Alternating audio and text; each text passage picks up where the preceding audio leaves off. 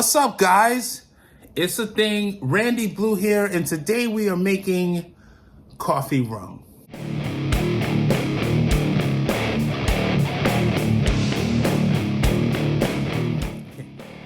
Thank you so much for viewing this video. I really appreciate it. As you can see, the channel is just getting started.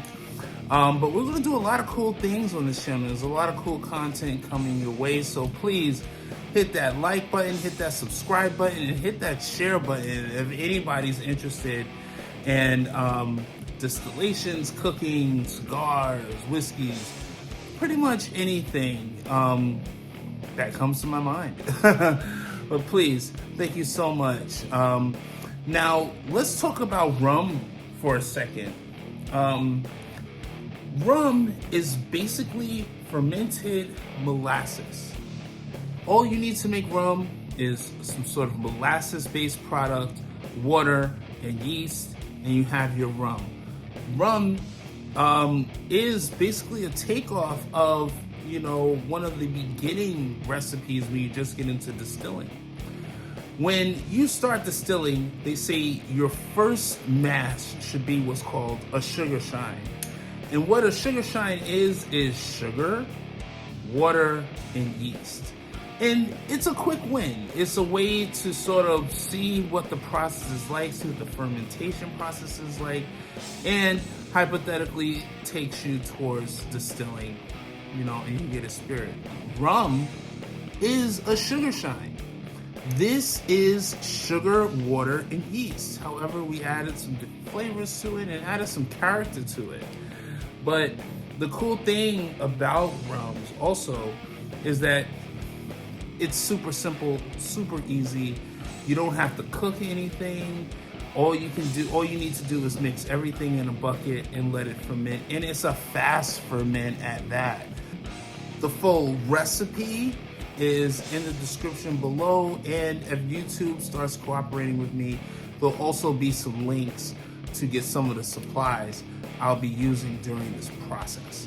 So let's get into it. Thank you so much, and yeah, let's see what we're working with today.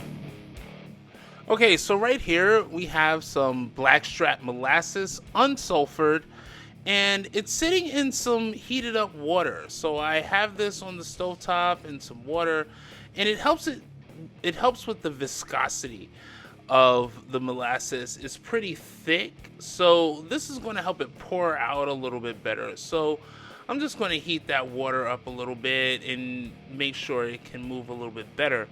Now we have some Panela sugar. I know I'm pronouncing that wrong.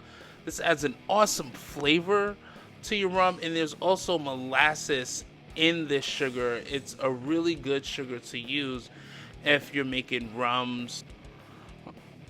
Okay, and now we have some dark brown sugar, and as we know, brown sugar has molasses notes in it. So we're going to use this as our sugar base, and this is going to raise our ABV up a little bit and also give us, again, some good flavor for our rum. And now we have our coffee.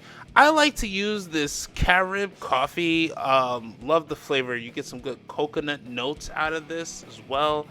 And we're going to use about 2 pots of this coffee. 2 pots is going to be about 1 gallon. So we're going in with about 1 gallon of coffee. And we are using our Poland Spring water. So what I'm doing now is melting down the sugar. Whenever you use sugar in a mash, you always want to make sure that sugar is melted down and liquefied. I'm adding the sugar to the pot first because there is some displacement that happens. Of course, when you add liquid to a pot with some sort of substance in it. So just making sure I have enough room.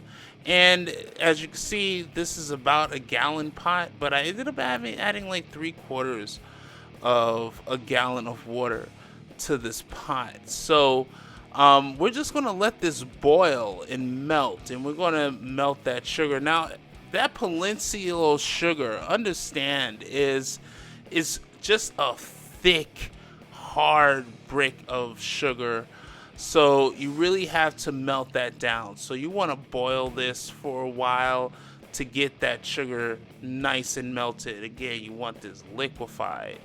So right now I'm just moving this brick of sugar around, melting it down just to make sure that I have a liquid substance to put into this mash.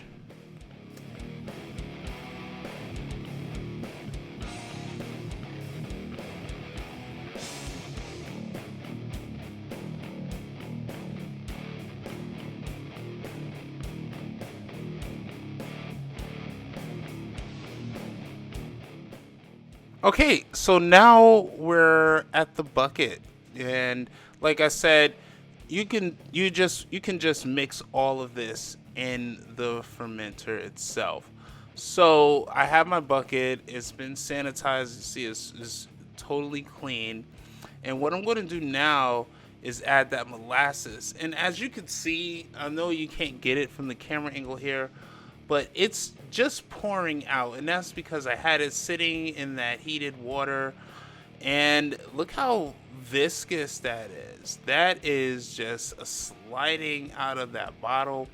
And we're going to make sure we're going to get all of that molasses out of there. So what I'm doing now is pouring some of that hot sugar wash into this molasses bottle just to get the last little bits out of there, shake it around. And basically what I'm doing is just getting every little piece of molasses out of there. So I'm going to take that, throw it in the bottle, shake it around a bit just to get those last little molasses bits out of there.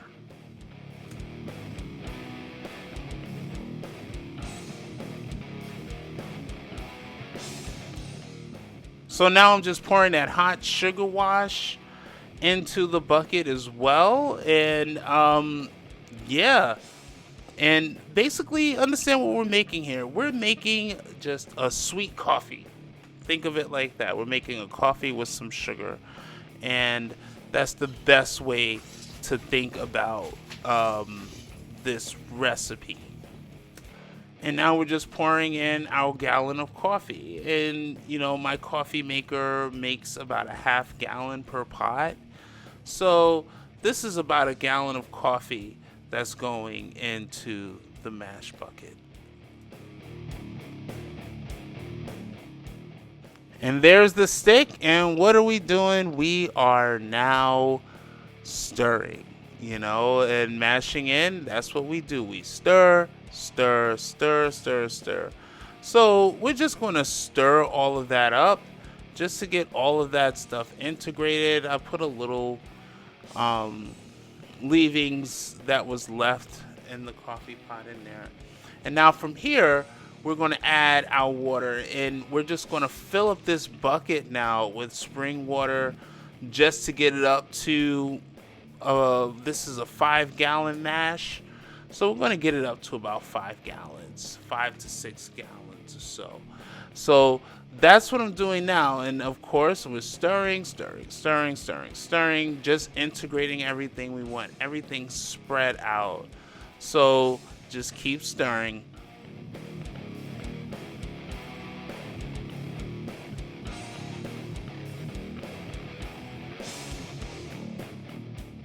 So now we're taking a gravity reading. My gravity reading is about 0.085. And I know you can't see it that well, but we're going to leave it there at that 0.85 gravity. Okay, so now let's set the stage for our yeast. We're going to add some yeast nutrient in there. And I, kind of eyeball it. I usually go with a spoonful per gallon. So I'm going to go in about 4 to 5 spoonfuls. It's not an exact science, but you just want to get enough in there just to give that yeast something to eat and make them happy. Once again, we stir, stir, stir. We're integrating, integrating, and integrating again and again and again. One thing you don't have to watch out for is, since this is a sugar shine, you're not going to get a lot of head. So you can actually fill that bucket up pretty full when you pitch your yeast, because you're not going to get a lot of cap on that. Now we're going to add our distiller's dry active yeast, or our DADY yeast. And I usually like to go in with 1 spoon per gallon.